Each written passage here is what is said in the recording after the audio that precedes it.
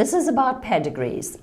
This is a way to record family information so that you can get relationships, you can see who's affected by a genetic condition, who's not, which is male, which is female, in one drawing. It's a very powerful way of recording information, and the symbols that are used are international. So you don't make up your own symbols, you use the ones that everyone in the world will recognize.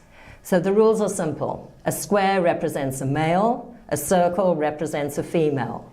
You use lines to show relationships and go down from generation to generation. So let's have a go at drawing up a pedigree.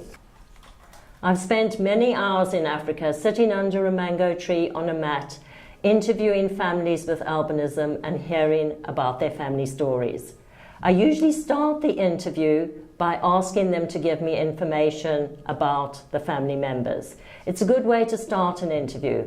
It helps to build a relationship and it gets them talking to me, and then they watch and see what I do, drawing up the family history, and they're fascinated. So we're going to have a go at doing this now. So you start off with the first generation. Usually I start with a long piece of paper because in Africa families are often very large. So let us assume we're starting off with our father.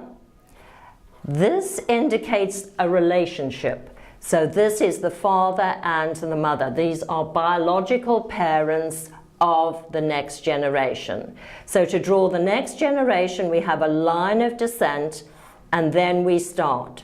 We start with the firstborn. The firstborn was a female. The secondborn was a male who had albinism. If they have albinism, we fill in their symbol. The next born was a female who unfortunately died. A diagonal line through the symbol indicates a death. And so you go on to draw up the pedigree. The next one was a male, and then we had a female with albinism, and so on. In Africa, you often have twins. There's a way of drawing that as well. So here we have twins who both have albinism. So you start off with one line and then it splits. These are identical twins, so we add a little line across there to indicate that they are identical. You then, at the end of all this, you number. So this would be generation number 1, this is generation number 2.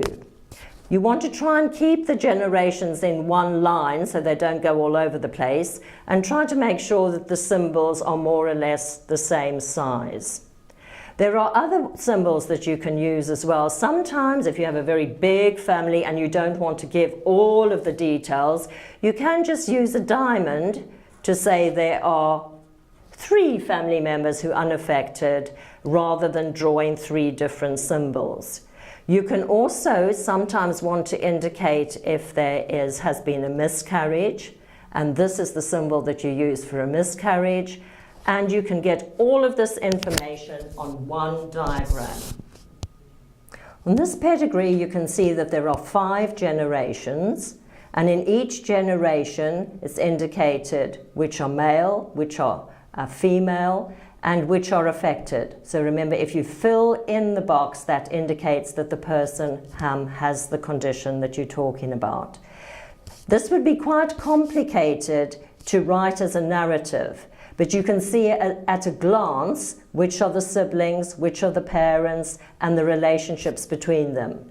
So it's a powerful way of doing it. I can now say to you generation 3, person 5, and you will know immediately that it is this unaffected male who is in a relationship with this woman who has the condition that we're talking about. The line of descent shows their children. They have 1, 2, 3, 4 children who are all unaffected. In this pedigree, there are 3 generations, and this would be typical, for example, of an autosomal dominant condition where there is a de novo or a new mutation. So here you can see 1 male is affected, and this arrow beneath indicates that he is the proband. There are 3 generations of this family represented, and no one else in the family has this condition. This is an autosomal dominant condition, a new mutation in this family.